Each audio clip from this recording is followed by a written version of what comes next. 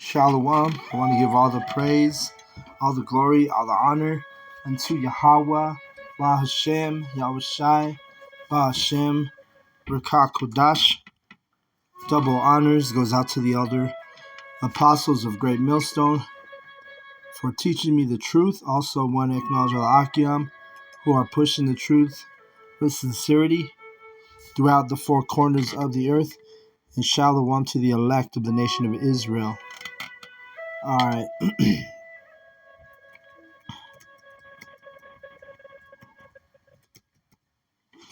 All right. So,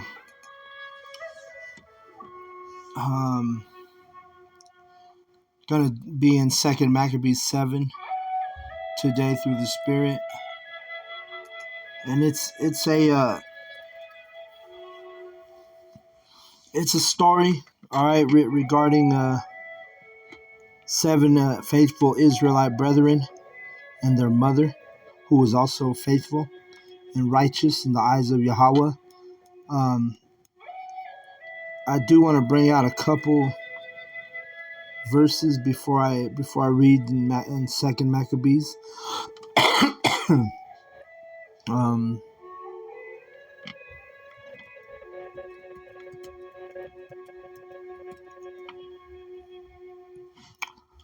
All right, let's see.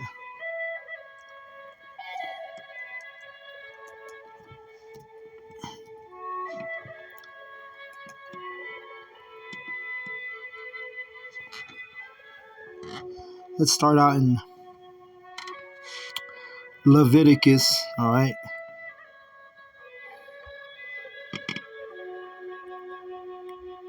And really, this is going into the law, right? Leviticus is a book of the laws. But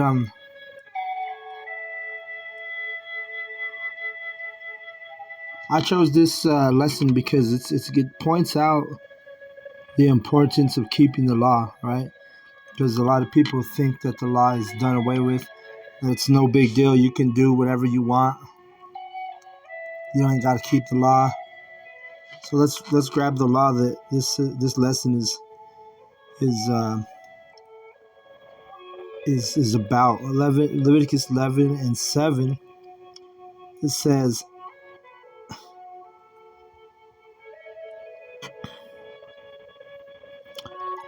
it's talking about the swine, which is the pig, right? Leviticus 11 and 7. And the swine, though he divided the hoof and be cloven-footed, yet he cheweth not the cud. He is unclean to you.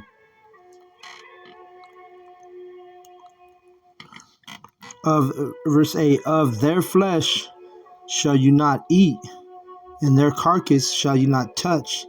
They are unclean to you. All right? And this one just specifically dealing with the swine, going into the dietary law.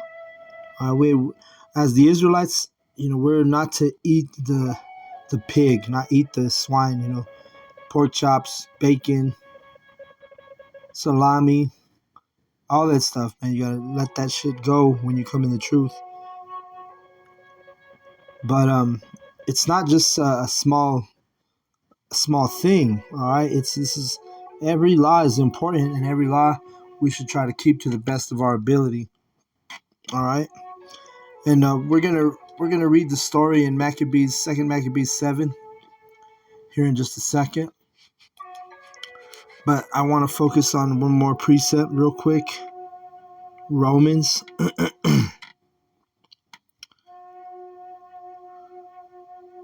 Let me see. I'm gonna get Romans. What is it? Romans 8. No.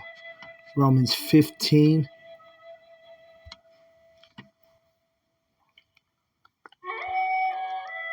And 4.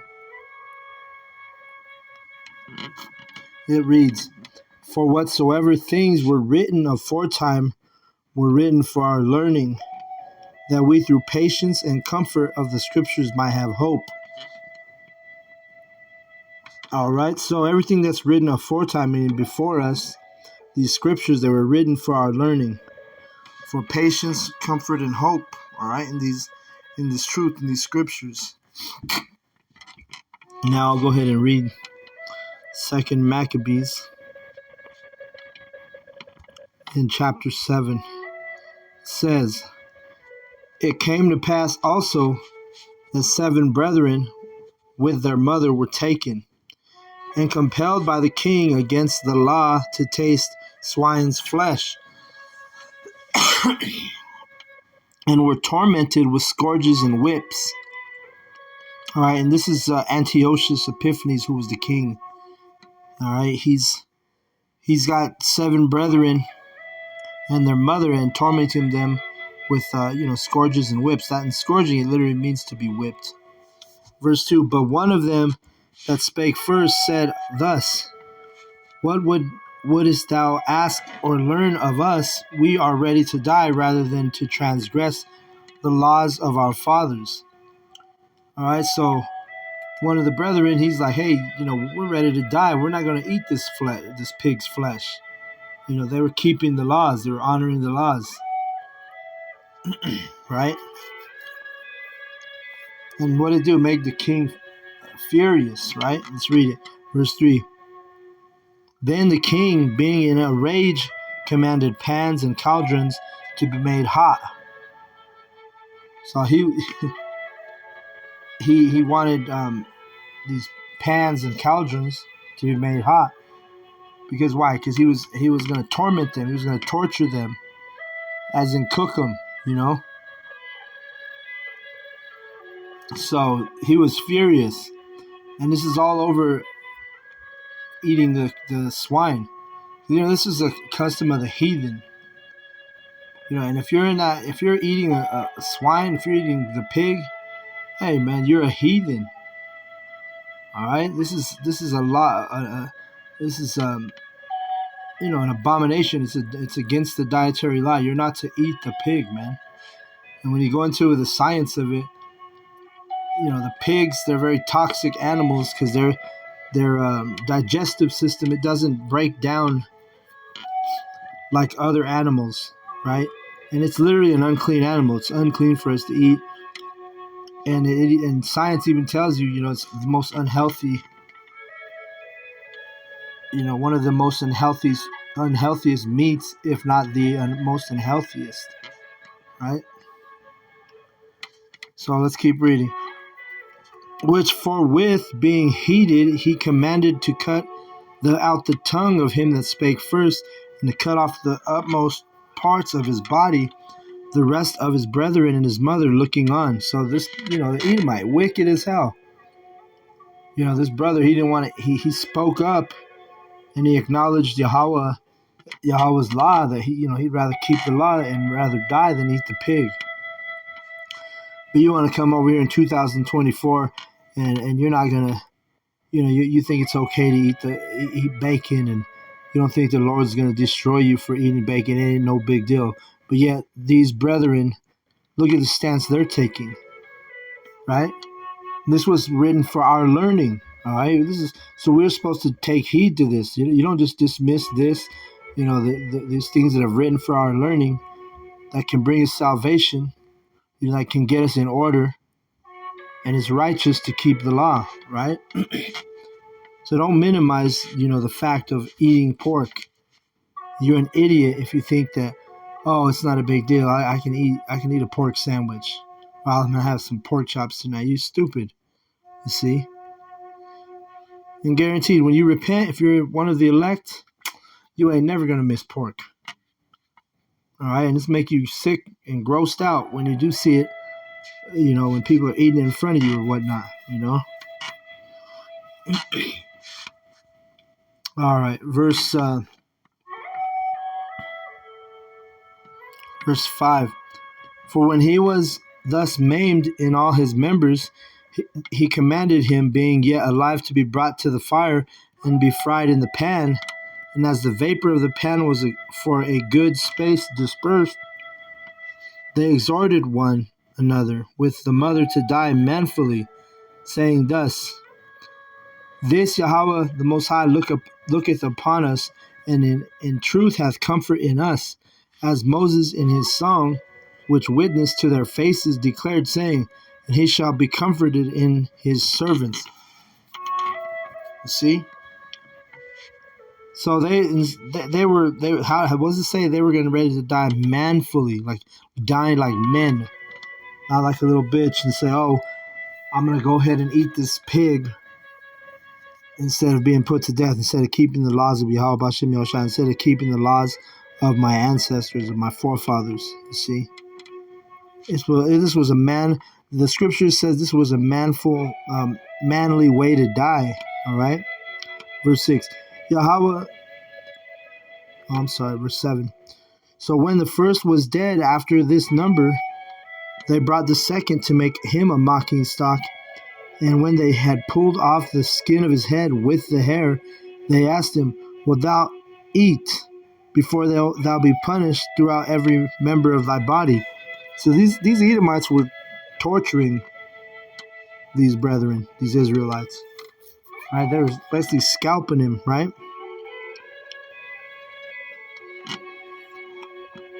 And this is a custom of the Edomites because they did this to Gad too, where they would scalp the Israelites. You know, they would capture them, scalp their heads, and then, put them to death. Kept numbers of scalps that they had. So this is a wicked custom of the Edomite, but this is what they were doing to these brethren, of Israel. He was trying to torture them to eat the pork. Verse 8, but he answered in his own language and said, no. Wherefore he also received the next torment in order as the former did. So they cut off his members, his limbs, and put him on those hot pans, those hot, what do you call them? Caldrons.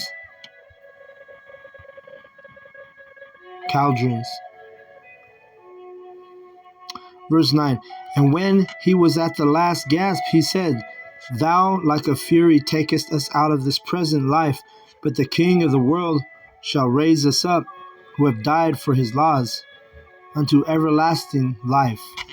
You see? So the spirit was on these brothers, man.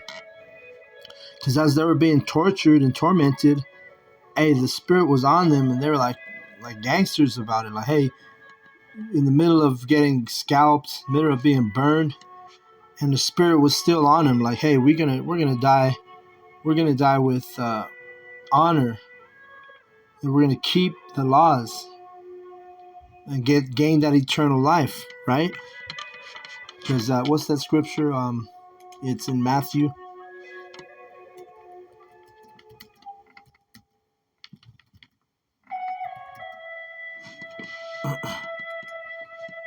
Matthew, let's get it real quick. Matthew 10 and 28.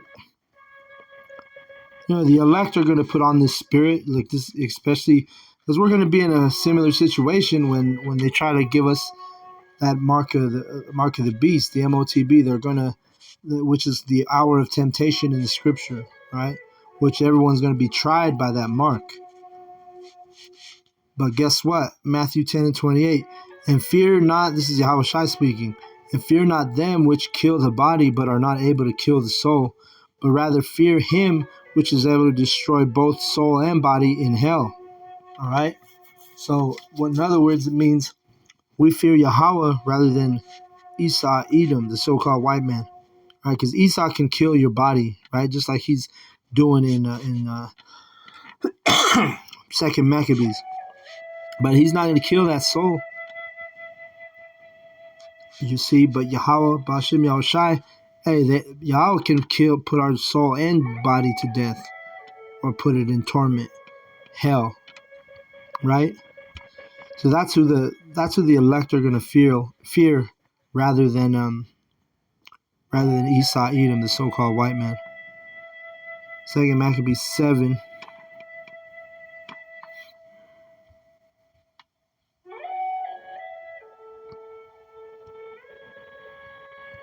And I'm at verse.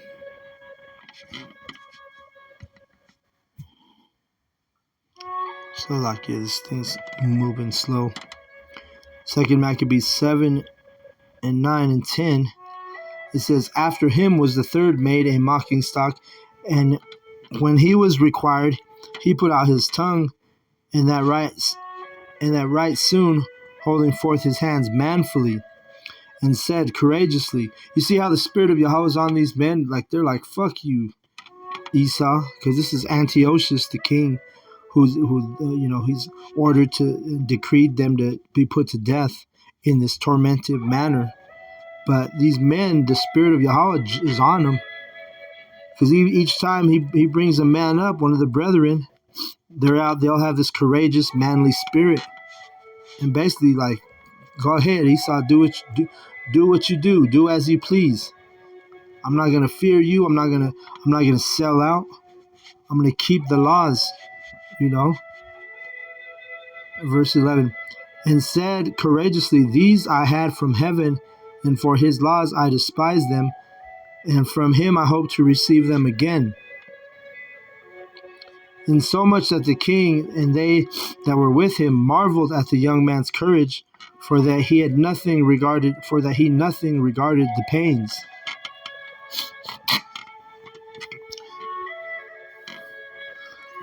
So this brother, he was talking shit, like he, to the point where while they were tormenting him, burning him, getting ready to cut off his limbs, getting ready to cut off his tongue, he didn't even regard the pain that he was feeling. He was so much in the spirit. You see? And I believe this is how the men of Yahweh Bashem Yahushai, if we're in that situation where we have to be put to death because we choose not to take the RFID hit, this is the same thing that's going to happen to us, right? It makes me think of Stephen.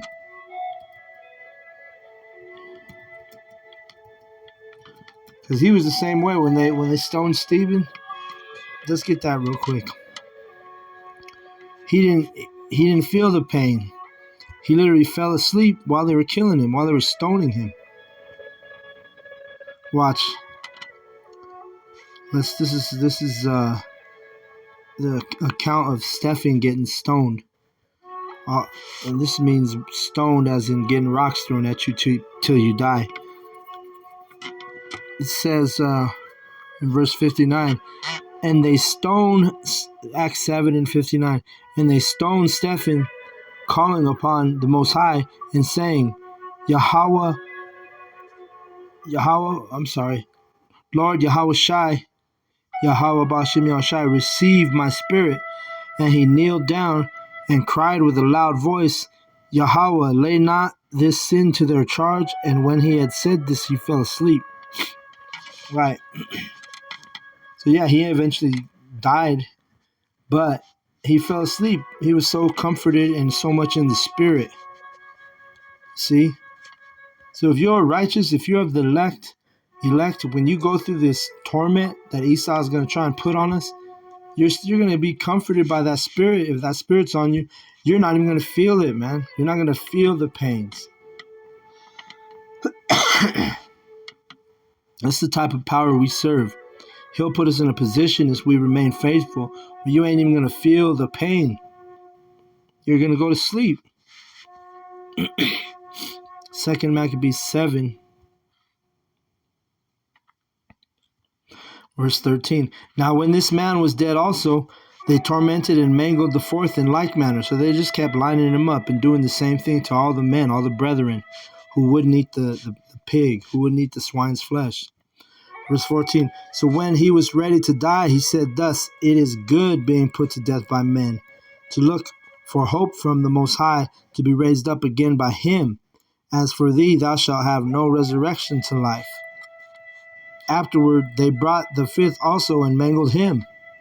Right? So he's basically Matthew 10 and 28. He's in that spirit, like saying, hey, we don't fear the one that can kill the body. We fear the one that can kill the body and the soul. Verse 16.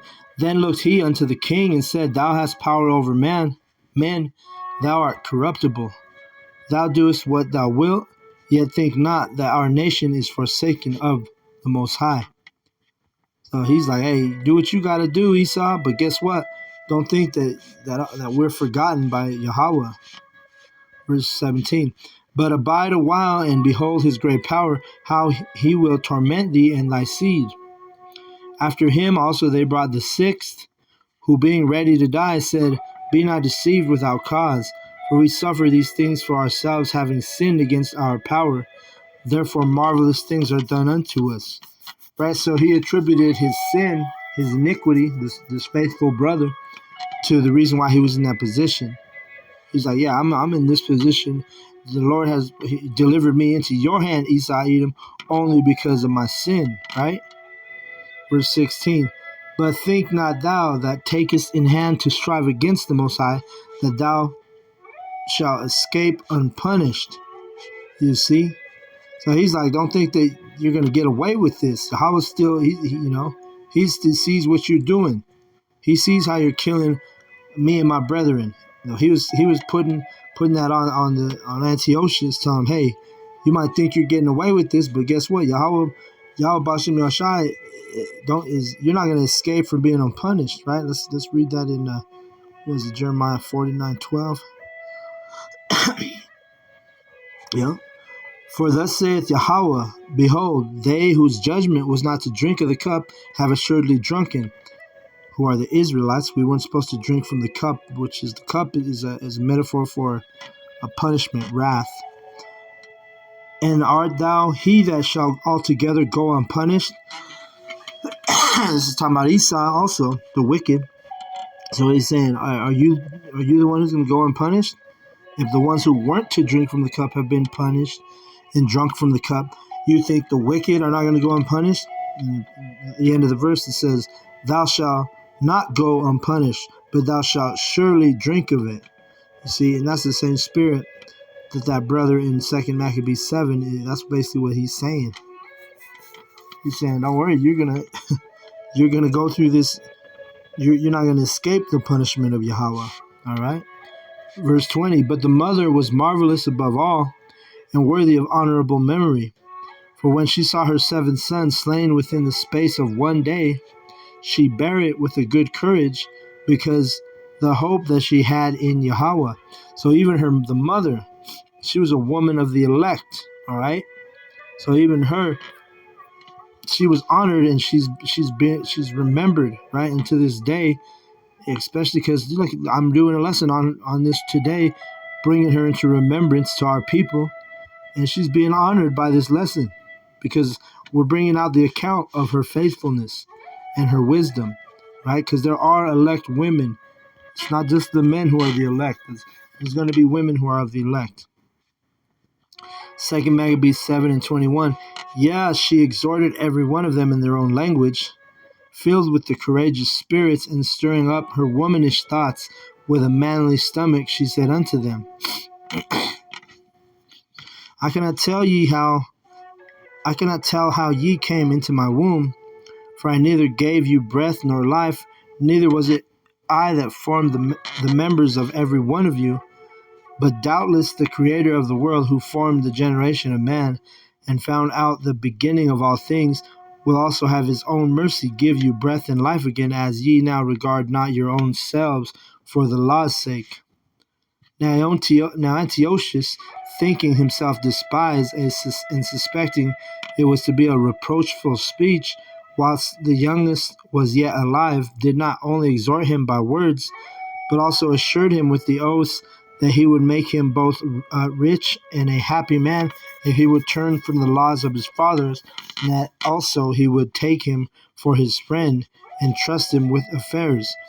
So this is the so-called white man basically getting ready to promise the youngest son, like, hey, if you eat this, break this law, I'm gonna make you a rich and happy man, and I'm gonna trust you with my affairs. I mean, he was gonna lift him up in society, give him a high position, right? A position in the king's house. You see?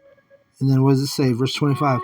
But when the young man would in no case hearken unto him, the king called his mother and exhorted her that she would counsel the young man to save his life. So he's like, hey, go, grabs the mom, like, hey, talk some sense into this guy. Talk some sense into this boy. that he have him eat this flesh, this pig's flesh, the swine's flesh, and he's going to be a rich man, be able to take care of you and him for the rest of his life, or die by not eating the flesh, right, of the pig. So he's trying to bribe him, right? Antiochus. Verse 26. And when he had exhorted her with many words, she promised him that she would counsel her son. So she lied to him. She's like, all right, I'm going to go holler at him. I'm going to talk to him. I'm going to tell him, I'm going to go let him know. I'm going to counsel him. So she lied to Antiochus, the Edomite king. Verse 27, but she, bowing herself toward him, laughing the cruel tyrant to scorn, spake in her country language on this manner, O my son, have pity on me that bare thee 9 months in my womb, and gave thee such 3 years, and nourished thee, and brought thee up unto this age, and endured the troubles of education. Right? So she's over here laughing, basically laughing it off, like she's like, we're talking to her son, like, yo, this dude thinks I'm gonna tell you to eat this swine's flesh, but she's telling him, she goes and tells him the opposite thing, because remember, she's speaking in a tongue the king couldn't understand, which I'm thinking it was Hebrew, but I don't know that for sure. But she was speaking to her son in her own tongue, in her own language, and she was clowning the king while she had bowed her head down, talking to her son. And meanwhile, the king thinks that she's laughing because she's happy, because she's trying to convince her youngest son to eat the flesh so that they can be rich, which was promised by the wicked king, right? The Edomite king. And it shows you that even the education is trouble. Because you know what? When you go, like at the end of this verse, it says, and brought thee up unto this age, and endured the troubles of education. So even the education is trouble, because when you go into these schools, and I have a young daughter still in a grade school, but they basically they indoctrinate these kids. They indoctrinate our kids. Through the history that they teach, they teach all the Edomite history, and they glorify the Edomites, and they teach them that they like brainwash the national anthem and all these different songs, Americanized Babylonian songs. So literally, the education itself is trouble for our people. Unknowingly, our people don't realize it, though, right? That's why our people are sold out. They're sellouts, a lot of them, 2/3 to be exact. Verse 28, I beseech thee, my son, look upon the heaven and the earth and all that is therein, and consider that the Most High made them things that were not, and so was mankind made likewise. Fear not this tormentor, but being worthy of thy brethren, take thy death, that I may receive thee again in mercy with thy brethren. So this is how she was marvelous, because she's like, yo, don't fear Esau, Edom. Don't fear Antiochus, this tormentor. She's going to take this death like a man, like your brothers, and I'm going to receive you again. Because why? She knew about the kingdom, you see? She knew the kingdom. She had faith. Verse 30, while she was yet speaking these words, the young man said, whom wait ye for? I will not obey the king's commandment, but I will obey the commandment and the law that was given unto our fathers by Moses. So he said, hey, I'm going to keep in the law. I'm going to die just like my brothers. Verse 31, and thou that hast been the author of all mischief against the Hebrews shall not escape the hands of the Most High. For we suffer because of our sins, and though the living Yahweh be angry with us a little with us a little while, for our chastening and correction, yet shall he be at one again with his servants. Yeah, because like it says, our affliction.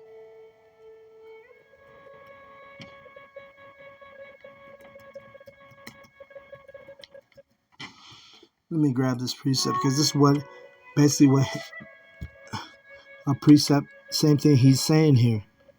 2 Corinthians 4:17, it says, in the bottom of your screen, middle of your screen, for our light affliction, which is but for a moment, worketh for us a far more exceeding and eternal weight of glory. Yeah, so we might be afflicted here in Babylon, but guess what? We keep it real. we endure to the end, it's a far exceeding thing, the glory that we're going to receive with Yahweh B'Shem Yahushai. And the men of the elect, the RNN women, the elect are going to understand this, and we're not going to sell out. We're not going to fold under the pressure. We're not going to fold under the hour of temptation, which in our day is going to be that RFIDC hit. Right here, you had Esau Edom trying to feed our brethren swine's flesh. Basically break the laws purposely.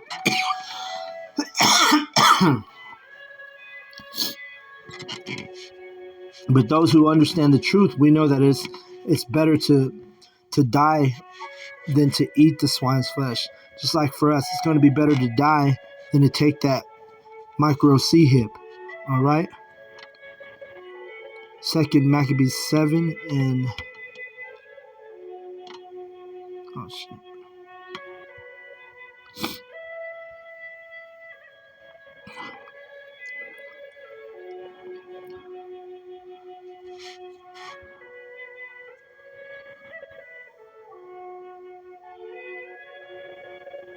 Let me see.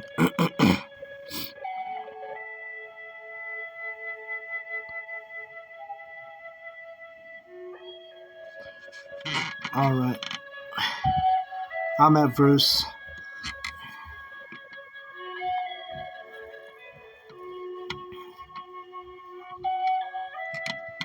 30. I'll read 33 again. And though the living Yahweh be angry with us a little while for our chastening and correction, yet shall he be at one again with his servants. And that's talking about the kingdom. All right? Because right now we're being chastened, just like these brothers here in the Maccabees, right? Under a king, the wicked Edomite king Antiochus Epiphanes. And we're under a wicked king also right now, which the current one is Biden. It's probably going to be Trump, which these are wicked kings, just like Antiochus, just like their ancestors. They're going to put that affliction on us and chastening on us. And they're going to try and have us take that micro C hip, which those who don't take it, they're going to get guillotined, right? If they have you in custody, they're going to chop your head off. It's a prophecy written in Revelation that John saw the prophets being beheaded for their testimony and for their ability to endure and not because we don't take that mark, we don't take that MOTB, that RFIDC hip. This is the present time. This thing's acting up. Salakia. So we're at Maccabees 17. I'm almost done here. 34 says, But thou, O godless man, and of all the most wicked, and of all other most wicked, be not lifted up with a cause, nor puffed up with uncertain hopes. We know that's Esau Edom's characteristic. He's that wicked, puffed up man, lifting up thy hand against the servants of the Most High. For thou hast not yet escaped the judgment of the Almighty Power, who seeth all things. For our brethren who now have suffered a short pain are dead under the Most High's covenant of everlasting life. But thou through the judgment of the Most High shall receive just punishment for thy pride. And who's the most prideful person on the earth? Is Esau Edom. It tells you that in Obadiah. His pride hath deceived him. All right? But you see, this brother, basically they're going in on, hey, you're not going to go unpunished, Esau. The Most High has not forgotten his people. He hasn't forgotten you Israelites, you so-called blacks, Latinos, and Native Americans. And the ones who, endure, you're gonna be joint heirs with Yahweh Shai and have a glory. Glory is going to be put on us in the kingdom. All right. Verse 37. But I, as my brethren, offer up my body and life for the laws of our fathers, beseeching the Most High, that he would speedily be merciful unto our nation, and that thou by torments and plagues mayest confess that he alone is the Most High, and that in me and my brethren the wrath of the Almighty, which is justly brought upon our nation, may cease. Right. So these brothers had the Spirit on them, and they were talking righteously. Lord Yahweh put the words in their mouth, even in this time of torment, even this time of affliction, even the time right before they breathed their last, right before death. The Spirit was on these brothers. They were all speaking courageously, manfully. They were men. They died like men. That's the spirit of the elect. You see? And this is the Lord who's going to put this spirit on us. If we're the elect, the Lord's going to put a comforting spirit on us, even in these torments that Esau Edom is going to try and put on us. Just like this account in Maccabees, 2 Maccabees, which, like I said earlier, everything written aforetime is for our learning. It says, and that in me and my brethren, the wrath of the Almighty, which is justly brought upon our nation, may cease. Then the king, being in a rage, handed him worse than all the rest, and took it grievously that he was mocked. So this man died undefiled, and put his whole trust in Yahweh. Last of all, after the sons, the mother died. Let this be enough now to have spoken concerning the idolatrous feasts and the extreme tortures. All right. So this is an account written for our learning, man. This is an example for us who are in this truth, for who are of the hopeful elect, to understand and remember. Hey, if you put your trust in Yahweh, guess what? Nothing can stop us. And Esau Edom knows this. He knows that nothing can stop us, and the elect are going to have that spirit on us, even in a torment situation, even in a life and death situation. The Most High is going to put that spirit on us, where we're going to die like men. All right.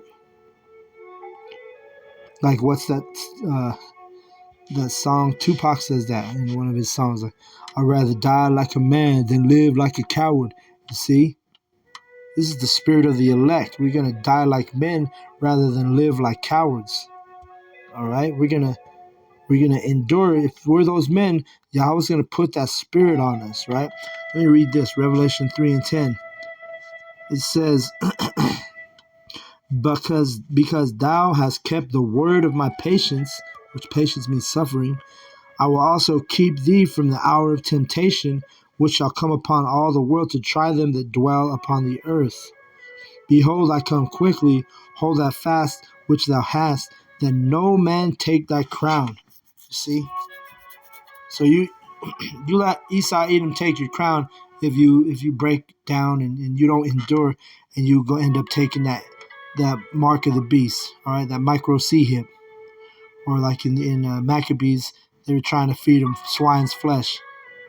Their crown would have been taken. They wouldn't be of the elect. They wouldn't have had an account of their faithfulness if they would have ate that swine's flesh. We wouldn't be reading about them today. But because they rather die like men than live like cowards. And they all seven of the brethren, even the mom, they died, with their faith and their trust in Yahweh, manfully, courageously. All right. So, with that, that's the whole point. The Lord's gonna put a spirit of manliness on us to endure whatever we gotta endure if we're those men. All right.